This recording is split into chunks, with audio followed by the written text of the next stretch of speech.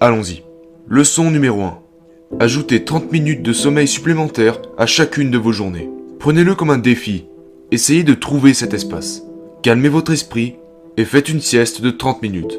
Et vous verrez que cela fera une très grande différence. Mes habitudes de sommeil étaient pour le moins horribles. J'ai toujours eu du mal à dormir. Je n'arrivais juste pas à faire taire mon cerveau. Quel a été le déclic ? Eh bien, j'ai fait un match avec mon équipe et j'ai joué comme une merde. Et je me suis demandé, mais pourquoi j'ai joué comme une merde ? Genre, je pratique ces mêmes mouvements encore et encore et encore. Et pourtant, je n'ai pas réussi à les exécuter correctement. Je me sentais lent et je savais que ce n'était pas à cause de mon entraînement, parce que je m'entraîne de manière obsessionnelle. Et puis j'ai commencé à chercher d'où ça pouvait venir. C'est à ce moment que je me suis rendu compte que « Hey Kobe, tu n'as plus 21 ans mon pote. C'est peut-être parce que tu dors genre 2 ou 3 heures par nuit. Ça a sûrement quelque chose à voir avec le fait que tu joues comme une merde. » Et c'est à ce moment-là que j'ai commencé à évaluer ces choses. Et je dirais que la leçon numéro 2 ne vous prendra que 5 minutes. De méditation. 5 minutes pour entrer en pleine conscience. Et de seulement s'asseoir et de trouver cette voix intérieure. De préférence le matin, au commencement de la journée. Je médite tous les jours. Je médite tous les jours et je le fais le matin. Et je le fais environ pendant 10 à 15 minutes. Et je pense que c'est important parce que ça me prépare juste pour le reste de la journée. Ça m'aide. C'est comme avoir une encre. Si je ne le fais pas, je subis ma journée.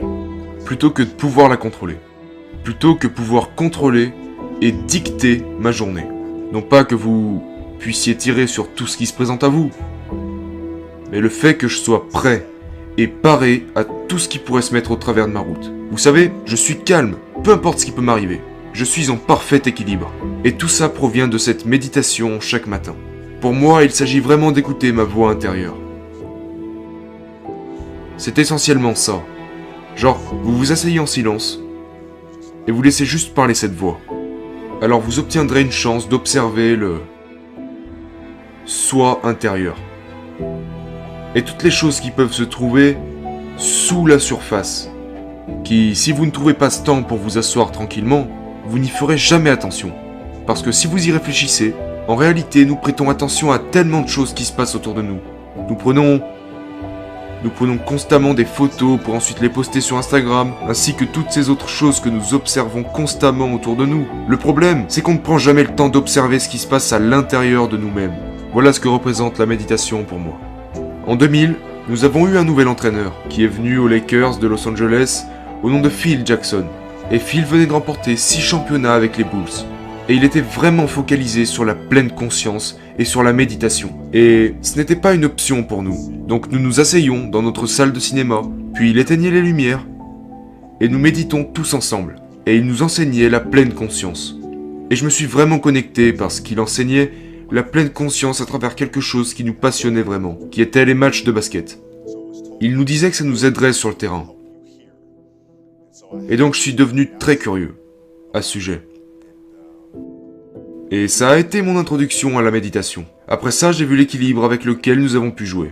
Le fait que nous puissions nous retrouver dans un environnement hostile, avec les fans qui hurlent et tout ça, vous savez, qui n'avait finalement aucun effet sur nous. Parce que nous étions jamais ni trop haut, ni trop bas. Nous étions juste dans le moment.